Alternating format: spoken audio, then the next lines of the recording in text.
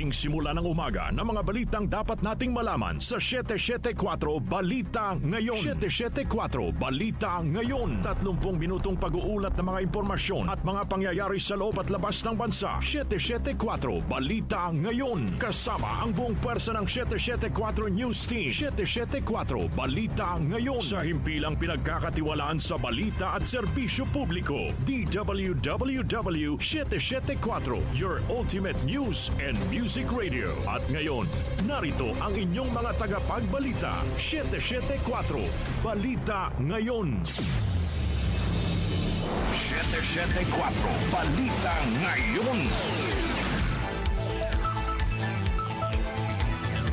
Magandang umaga, Luzon, Visayas at Mindanao. Ngayon po ay araw ng Martes, March 3, 2026. Narito na ang 774 Balita Ngayon. 774 Balita Ngayon. At sa ating pong mga headlines, House Committee on Justice dineklarang sufficient in form ang dalawang impeachment complaint laban kay Vice President Sara Duterte.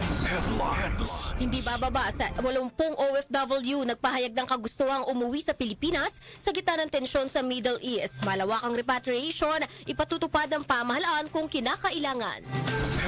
Seguridad ng EDCA sites mahigpit na binabantayan ng PNP sa gitna ng tensyon sa gitnang silangan.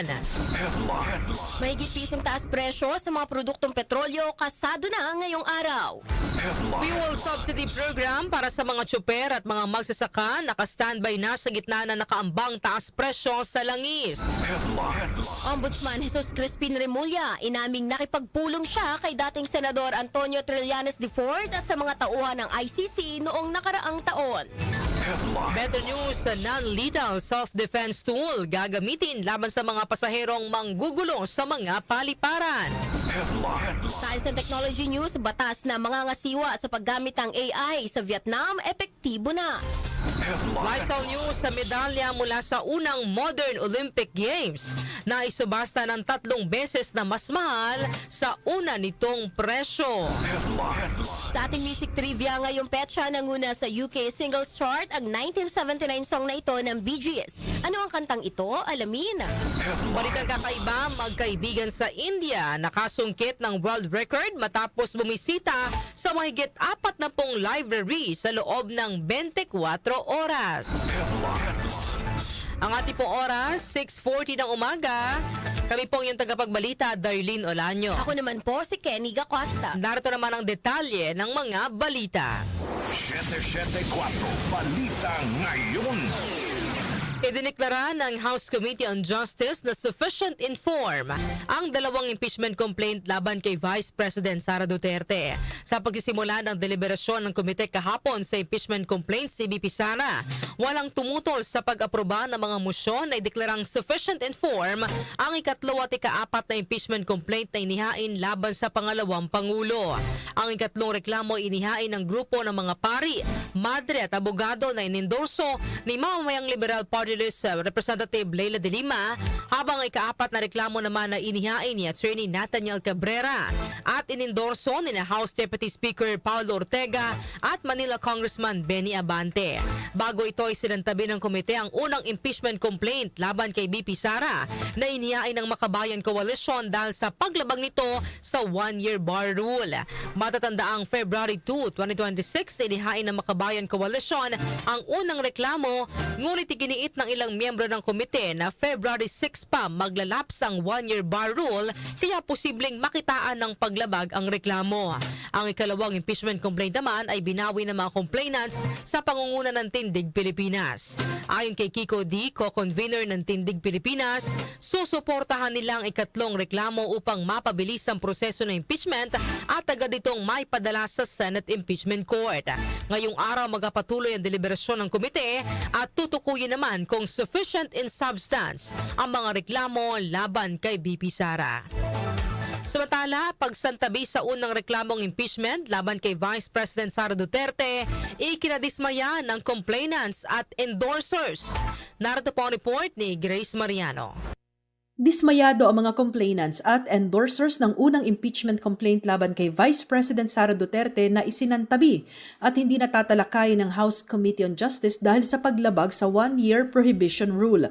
Ayon kay dating ACT Teachers Party List Representative Franz Castro, nakakadismaya na hindi pinanindigan ng House Committee on Justice ang rules nito kaugnay sa impeachment. Sa nakita naman ni Makabayan Coalition President Liza Masa, natakot o nabahag ang buntot ng House of Representatives sa Supreme Court. Kami ay disappointed, no? Lulungkot kami at na-set aside yung aming impeachment complaint dahil hindi pinanindigan ng Committee on Justice yung kanyang mga rules. Natakot ang mababang kapulungan doon sa Korte Suprema. Dapat iginiit nito yung pagtindig, no, natin ng mababang kapulungan sa kung ano ba ang ibig sabihin ng one-year bar. No? At ito ang tinindigan namin. Ang problema, nabahag ang buntot eh. Nanindigan naman ang mga endorsers ng reklamo na sina Representatives Antonio Tino, Sara Elago at Reneco na wala silang nilabag na constitutional provision o House rules. Diin nila malinaw sa SC ruling na January 15 ang pagtatapos ng one-year bar. Gayong February 2 sila naghain ng unang impeachment complaint. Giit ng Makabayan Bloc lawmakers, dapat pinaglaban ng Kamara ang constitutional authority at independence nito. Walang paglabag ang complaint sa one-year bar rule. So, ang problema nga rito, natatakot sa sariling anino ang Committee on Justice, natatakot sa kung anong gagawin ng Korte Suprema. Wala pong naging paglabag yung mga naging impeachment complaints na filed this 2026 starting February 2 sa one-year bar rule. Ito ay dahil kinoconsider natin yung date of referral no, last year 2025 no na January 14 no yung period kung kailan magsisimula yung one-year bar. Wala tayong nilabag doon sa naging desisyon ng Korte Suprema. Timely at hindi nag-violate sa one-year bar rule ang Castro et al. Verified impeachment complaint. Kaya naman disappointed tayo no, na ito ay naset aside. Ako si Grace Mariano para sa DWW 774, your ultimate music radio. Mariano. 774 Balita Ngayon. Sa iba pang balita, hindi bababa sa 80 hanggang 100 OFW sa Dubai ang nagpahayag na ng kagustuhang umuwi ng Pilipinas sa gitna ng tensyon sa Middle East. Ayon kay DMW Secretary Hans Leo Kakdak, sa ngayon ay wala pang ipinatutupad na mass repatriation ang pamahalaan. Pero nakahandaan niya sila para tulungan ang mga gustong bumalik ng Pilipinas. Sa utos ng Pangulo, nakipagpulong na ang Department of Migrant Workers sa mga ambassador sa Gulf States para tiyakin ang maayos na koordinasyon at agarang tulong sa mga Filipino.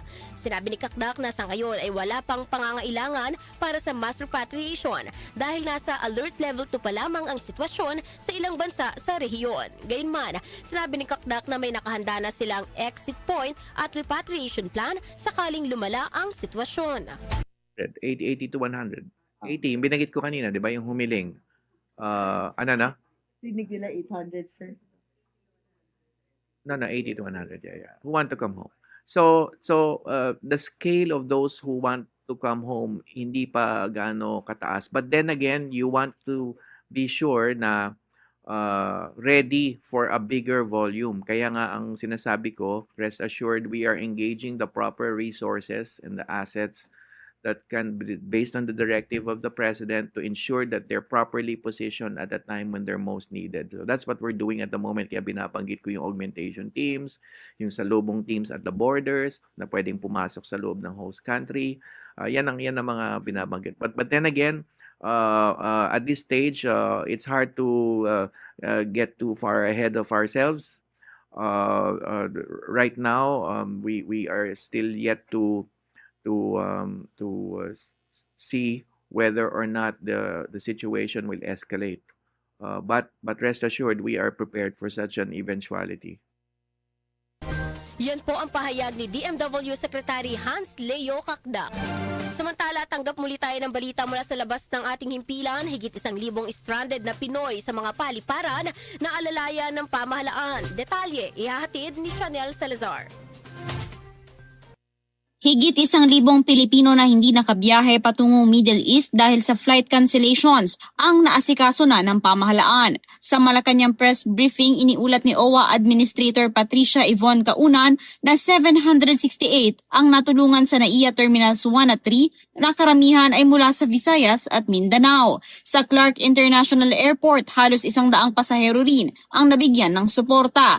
Sa abroad, 132 na Pilipino ang inasikaso sa Hong Kong International Airport na dapat sana ay lilipad papuntang Dubai at Riyadh. May 33 naman sa Changi Airport sa Singapore. Ang ilan sa mga dumating mula Hong Kong ay nabigyan na ng bagong tiket at inayos ang kanilang pag-uwi sa probinsya. Nagbigay din ng pamahalaan ng pansamantalang matutuluyan, pagkain at tulong sa lokal na biyahe para sa mga kailangang makabalik sa kanilang lugar. Samantala, bukas naman 24 oras ang DMW OWA Hotline 1348 kung saan mahigit 70 tawag na ang naitala at karamihan ay mula sa mga pamilyang nagtatanong tungkol sa repatriation. Sa gitna ng kanseladong flights, tiniyak ng OWA na may agarang suporta ang bawat Pilipinong nangangailangan. Ako si Chanel Salazar ng DWWW 774, your ultimate music radio. Maraming salamat sa iyong report, Chanel Salazar. 774 Balita Ngayon. Bantay sarado ng Philippine National Police sa mga lugar na saklaw ng Enhanced Defense Cooperation Agreement o EDCA sa bansa kasunod ng tumitinding tensyon sa gitnang silangan. Ayon sa PNP, bahagi ito ng kanilang paghahanda laban sa posibleng spillover effect ng sigalot sa naturang rehiyon upang matiyak na mananatiling ligtas ang bansa laban sa anumang banta. Kabilang sa mandato ng PNP ang pagtiyak sa seguridad ng mga EDCA sites bilang pagtupad sa commitment ng Pilipinas sa Estados Unidos bilang kaalyadong bansa.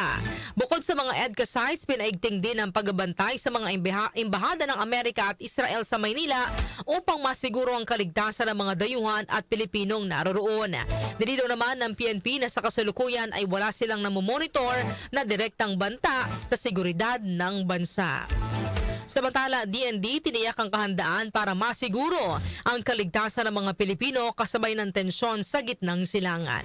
Angel Garcia sa report.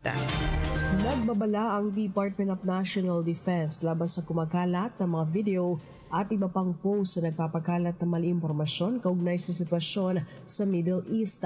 Ayon sa DND, ang ganito mga mensahe ay nakakapinsala at nagdudulot lamang ng kalituhan at pangamba sa publiko. Tiniyak naman ng DND na naghahanda ang kanilang hanay na tumugon sa anumang posibleng contingency upang mapangalagaan ang kapakanan at kaligtasan ng mga Pilipino sa kasakaling mga ilangan ng karagdagang aksyon dahil sa sitwasyon. Samantala, muling nilinaw ng DND na mga EDCA sites sa bansa ay mananatiling pasilidad ng Pilipinas at hindi gagamitin para sa anumang opensibang aksyon. Paliwanag ng Defense Department, ginagamit ang EDCA sites para sa joint training, humanitarian assistance and disaster response at para sa depensa at seguridad ng Pilipinas. Angel Garcia ng DWWW 774, your ultimate music radio. Maraming salamat, Angel Garcia. 774 Balita Ngayon. Samantala, epektibo na ngayong araw ang panibagong taas presyo sa mga produktong petrolyo. Sa abiso ng mga kumpanya ng langis, nakasaad na tumaas ng 1 peso and 90 centavos ang presyo ng kada litro ng gasolina. May aumento naman na 1 peso and 20 centavos sa presyo ng kada litro ng diesel, habang ang presyo naman ng kerosene ay tumaas ng 1 peso and 50 centavos kada litro. Ang ikawalong sunod na linggong taas presyo sa mga produktong petrolyo ay bunsod ng nagpapatuloy na tensyon pa rin sa Middle East. 774 Balita Ngayon. Agad namang ipatutupad ng pamahalaan ang fuel subsidy program kapag umabot sa $80 kada bariles ang presyo ng krudo sa world market. Ito ang pahayag ng palasyo sa gitna ng banta ng pagtaas ng presyo ng langis dulot ng tensyon sa Middle East. Ayon kay Palace Press Officer Claire Castro, hawak na ng LTFRB ang 2.5 billion pesos na pondo para sa subsidiya ng mga nasa sektor ng transportasyon. Inatasan na rin ang mga ahensya sa ilalim ng Department of Transportation na plansyahin ang dokumentasyon at proseso para sa pagkapatuloy ng 2025 fuel subsidy. May nakalaan ding tig 25 billion pesos ang Department of Agriculture at Bureau of Fisheries and Aquatic Resources para sa mga magsasaka at mangingisda na maapektuhan ng posibleng pagtaas ng presyo ng produktong petrolyo. Tiniyak ng Malacanang na oras na maabot ang itinakdang presyo ng krudo, agad ilalabas ang ayuda para maibsan ang epekto nito sa mga tsuper, magsasaka at mangingisda. Provincial groups at mga major political parties na kabilang sa party list system sinita ng isang senador. Conde Batak sa detalye. Tinalakay sa Senate Committee on Electoral Reforms and People's Participation ang party list reform bills na layong matiyak na lehitimong mga marginalized sector at individual ang magiging kinatawan ng party list. Binusisi ni Senate President Tito Soto III sa pagdinig ng Senado kung marginalized ba na matatawag ang mga provincial groups na marami ngayon sa Kamara na kumakatawan sa mga lugar at rehiyon. Maliban dito, kinwestiyon din ni Soto kung bakit nakakapasok at pinapayagan sa party list system ang mga major political parties sa bansa na malinaw namang hindi nabibilang sa mga maralita, magsasaka, mangingisda, matatanda, may kapansanan at iba pang mahihirap at vulnerable sector. Mariinding iginiit ng Senate President na striktong sundin ang 2% na vote threshold sa mga party list at wag nang isama pa ang mga party list na hindi naman nakaabot sa kota na 2% na itinakdang boto na kailangan makuha. Anya kung 10 party list lang ang nakapasok sa 2% ng kabuang bilang ng boto ay 10 lang dapat ang maluluklok na party list representatives at ipagbawal na paupuin ang mga hindi nakakuha ng vote threshold para lang mapunan ang mga bakanteng upuan. Conde Batak ng DWWW 774, Your Ultimate Music Radio. Maraming salamat, Conde Batak. 774 Balita Ngayon. Inamin ni Ombudsman Jesus Crispin Remulla na nakipagpulong siya kay dating Senador Antonio Trillanes IV at sa dalawang ICC investigators sa kanyang bahay sa Makati noong nakaraang taon. Inihayag ito ni Remulla makaraang isiwalat ng abogadong si Levito Baligod na nakipagpulong siya sa mga tauhan ng ICC na nagdulot anya ng undue damage o hindi nararapat na pinsala sa pamahalaan.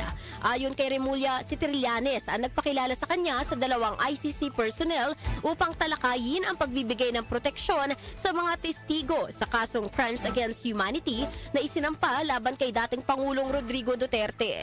Iginiit ni Remulla na bilang kalihim ng Department of Justice noon, kailangan niyang gawin iyon dahil ang mga testigo ay mga Pilipino. Nanindigan din si Ombudsman Remulla na legal ang naging aksyon ng DOJ noon dahil buhay ng mga testigo ang pinag-uusapan. Samantala, kandidatong kongresista sa special elections sa Antipolo City, pinapadisqualify sa COMELEC. Buong ulat ihatid ni Gina Mape. Naghain ng reklamo sa Commission on Elections ang isang residente sa ikalawang distrito ng Antipolo City na naglalayong madiskwalipika. Bilang kandidato sa special elections sa lungsod si Dr. Philip Conrad Doc Bong Acop, anak ng limang kongresista Romeo Acop. Sa inihaing complaint sa COMELEC ng complainant na si Jonathan Villamor, ang residente ng Hilapaw, Antipolo City, inaakusahan ng pamimili ng boto si Doc Bong o pagdabag sa Section 261A ng Batas Pambansa 881, mas kilala bilang Omnibus Election Code o vote buying. Ayon sa sanaysay ng complainant, personal niyang nakita ang pamamahagi ng pera ni Doc Bong sa mga residente sa loob na isang bahay sa nasabing barangay ilang araw pa bago ang halalan. Naglakip din ng ebidensya ang complainant mula sa ilang Facebook posts at sa ilang lugar kung saan nagtitipan ng anya ay mga taga-suporta ni Doc Bong. Hiniling naman ni Atty. Mark Tolentino, ang legal counsel ng complainant, na kumilos ng Law Department ng COMELEC at imbestigahan ang nasabing insidente ng vote buying at sa sandaling mapatunayan ay i-disqualify ang naturang kandidato. Ako si Gina Maper, DWWW 774, your ultimate music radio. Maraming salamat sa iyong report, Gina Mape. 774 Balita Ngayon. Ang ating pong oras, 3 minuto bago ang alas 7 ng umaga. Kami pa rin po ang inyong tagapagbalita, Darlene Olanyo. Ako naman po si Kenny Gacosta. 774 Balita Ngayon. Metro News. Metro News. Gagamit na ang Philippine National Police Aviation Security Group o PNP ABSE Group at Office for Transportation Security o OTS ng isang non-lethal defense tool laban sa mga disruptive passenger na banta sa seguridad at kaligtasan ng ibang pasahero at tauhan sa mga paliparan.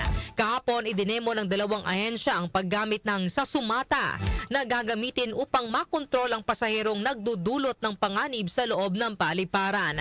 Gawa sa bakalang sa sumata at may U-shape na dulo na maaaring gamitin upang limitahan ang galaw ng isang individual upang hindi kinakailangang gumamit ng mas matinding puwersa. Ayon kay OTS Administrator Undersecretary Gilberto Cruz, hango ang konsepto ng kagamitan sa sumata na ginagamit sa Japan.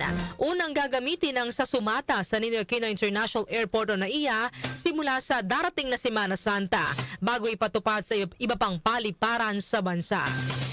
Foreign exchange rates. Foreign exchange rates. Narito na ang update sa ating foreign exchange rates. Ang palitan ng piso kontra dolyar ay nasa 57 pesos and 64 centavos. Nasa 67 pesos and 78 centavos naman ang palitan ng piso kontra euro. Habang ang British pound ay nasa 77 pesos and 74 centavos. Ang palitan naman ng piso kontra Saudi Riyal ay nasa 15 pesos and 37 centavos, habang ang Japanese yen ay nasa 37 centavos. Lotto results. Lotto results. Update naman po tayo sa resulta ng Lotto. Ihatid po sa atin ni Jonah Bakiran. Jonah! Narito na ang mga lumabas na winning combination sa Grand Lotto 655 na binola kagabi March 2. 5, 7, 18, 33, 38 at 27 kung saan naabot sa 45 million pesos ang papremyo. Wala namang nakapag-uwi ng nasabing papremyo. Habang ang bola naman sa Mega Lotto 645 ay ang 12, 25, 45, 40, 33 at 27.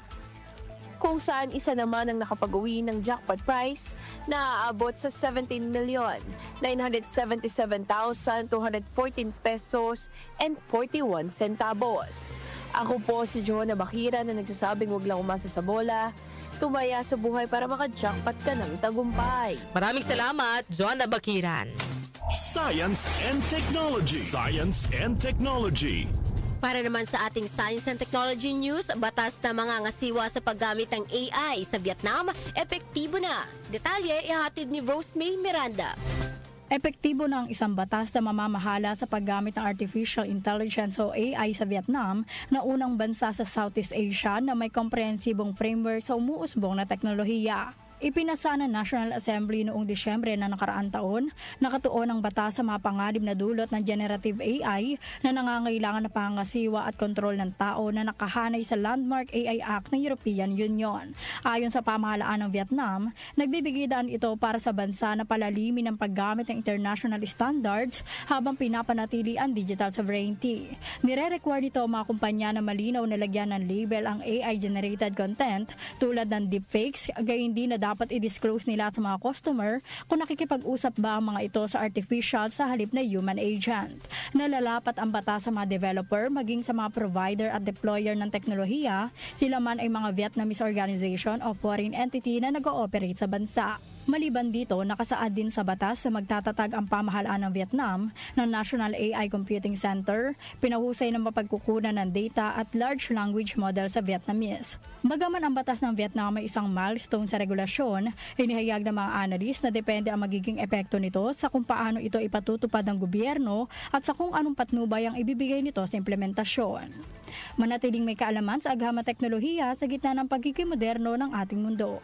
Ako si Rose May Miranda ng DWWW Shate 4, The Ultimate Music Radio. Maraming salamat sa Science and Technology News, Rose May Miranda. Lifestyle News. Lifestyle News. Sa atin naman pong lifestyle news, medalya mula sa unang Modern Olympic Games na isubasta ng 3 beses na mas mahal sa una nitong presyo. Natali po ihatid ni Mika Fajardo. Naibenta sa tumatingting na halaga na 900,000 Danish krone o mahigit 8.2 million pesos ang isang medalyang iginawad sa unang Modern Olympic Games na 3 beses na mas mataas sa inaasahang presyo nito sa isang Danish auction house. Ang medalya ay inukit ng French artist na si Jules Clement Chaplin, kung saan tampok ang Greek god na si Zeus na may hawak na globo na nasa ibabaw ng Greek goddess of victory na si Nike na may hawak namang olive branch. Makikita naman sa likod ng Acropolis at Parthenon na may Greek inscription na isinalin bilang International Olympic Games Athens 1896 na nilahukan ng 241 atleta mula sa 14 na bansa. Bagaman nakasaad sa auction house na si Viggo Jensen na naging unang kampiyon sa Olympic weightlifting ng Denmark, hindi nila makumpirma kung ang medalya ay partikular na iginawad para sa tagumpay na ito. Ako po si Mika Fajardo ng DWWW Shate 4, Rosemate Music Radio. Maraming salamat, Mika Fajardo. Music Trivia. Music Trivia. Para naman sa ating music trivia, ngayong petsa na ito, March 3 taong 1979, nanguna sa UK singles chart ang awiting Tragedy ng The Bee Gees. Kasabay nito sa ikalawang pagkakataon, nanguna rin sa US album chart naman ang Spirits Having Flown na 5th studio album ng musical group kung saan bahagi ang naturang kanta. Ang nasabing kanta ng The Bee Gees ay nirelease noong February 1979 sa ilalim ng RSO Records. Ang Tragedy ay sinulat ng magkakapatid na Gibb na sina Sir Barry, Robin at Morris kasabay ng Too Much Heaven para sa Sgt. Pepper's Lonely Hearts Club Band film na kanila ring pinagbidahan. Napabilang din ang Tragedy sa musical score sa West End version ng movie musical ng West End. Sa US, ang Tragedy ang naging ikalima sa 6 na magkakasunod na number 1 song ng grupo. Kahanay ang mga awitin ni na Bing Crosby, Elvis Presley at ng The Beatles. Maliban sa UK at US, nag-number 1 din ang Tragedy ng The Bee Gees sa iba pang bansa gaya sa Canada, France, Ireland, Italy at New Zealand. Balitang Kakaiba. Sa atin naman pong balita ang kakaiba, magkaibigan sa India nagkasungkit ng world record matapos bumisita sa mahigit 40 library sa loob ng 24 oras. Detalye po ng balitang kakaiba ihatid sa atin ni Doc Justin. Good morning! Yes, good morning mga ka-music. Narito nating balitang kakaiba ngayong araw na ito. Sa panahon ngayon, bihira na lamang ang bumibisita sa mga library dahil lahat ng kailangan ay mahanap na online. Pero ibahin ninyo ang dalawang magkaibigan sa India na naisipang bumisita sa 42 library sa buong New Delhi sa loob lamang ng 24 oras. At hindi lang basta pamamasyal ang ginawa ng dalawa dahil naging daan ito upang makasungkit sila ng Guinness World Record. Ayon kina Sojoy Kumar, Mitra at Patrick Coraria, hindi naging madali ang record attempt na ito dahil umabot ng 60 araw ang kanilang pagpaplano kasama na ang pagkuha ng permits.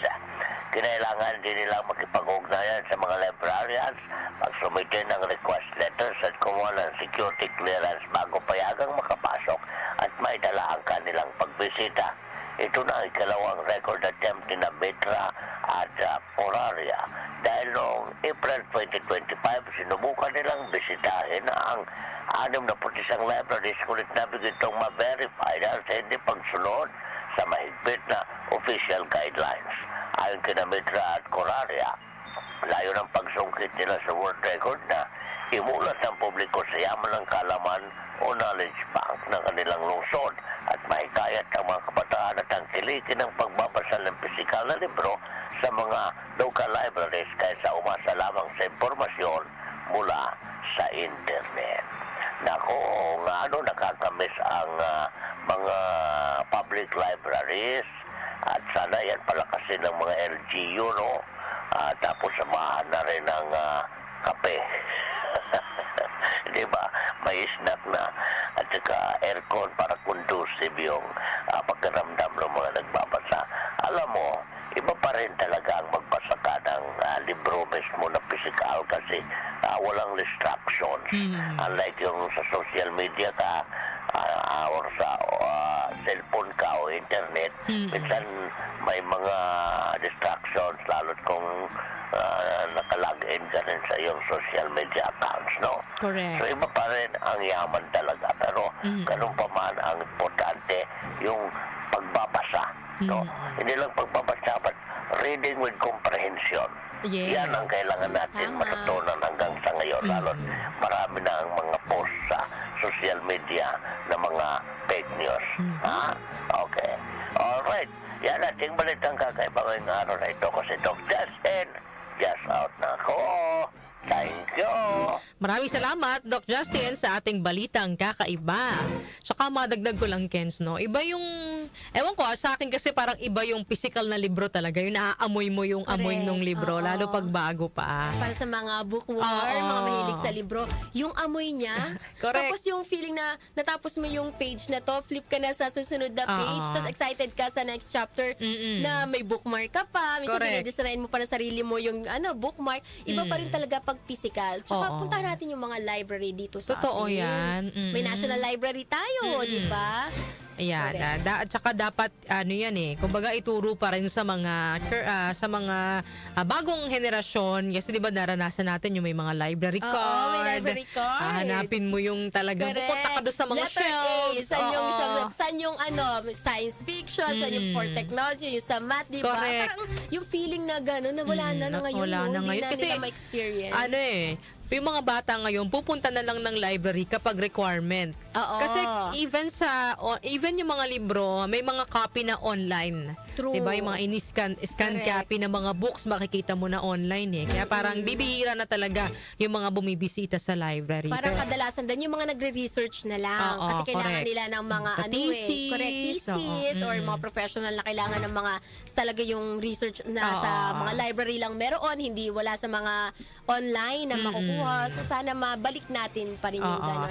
Pero yun nga, ang importante din yung sinabi ni Doc Justin, yung hindi lang basta nagbasa.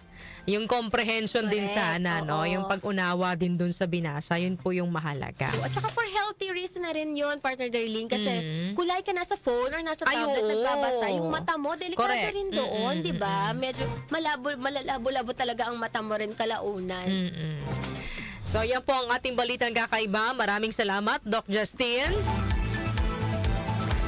At bago tayo magtapos sa ating balitaan, Kenny, ito muna ang ating topic ngayong araw po ng Tuesday, ang ating pong katanungan na bibigyan po natin ng opinyon.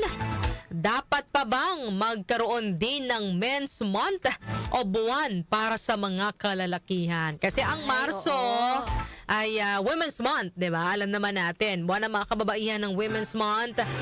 Buwan ng mga kababaihan ang Marso. Yan, Women's Month. So, bilang baka man naman sabihin na nila, like kayo lagi na lang equality. Tama. Tapos kami walang Men's Month. Diba? Kaya yan, mga kanyusik, especially yung mga kalalakihan pong nakatutok sa atin. Ito na yung pagkakataon ninyo. Ilabas ang inyong mga saloobin, Baka sabihin nila unfair. Puro na lang mga kababaihan ang pinagtutuunan ng pansin. Paano naman sila mga paano naman sila? Kasi 'di ba mayroon ngang bawsi. Pero walang counterpart noon sa mga kalalakihan. So ano po ang inyong opinion diyan, mga kanyusik? Dapat pa bang magkaroon din ng Men's Month o buwan para sa mga kalalakihan? At ang ating pong text line para po sa inyong mga opinion, 0929-321-8738. At maaari din po kayo mag-comment sa ating pong YouTube channel.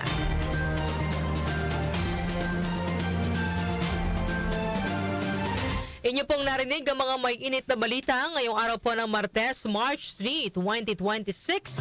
Kami po ang inyong tagapagbalita, Darlene Olanyo. Ako naman po, si Kenny Gacosta. Dapat sa inyo ang 774 Balita Ngayon. 774 Balita Ngayon.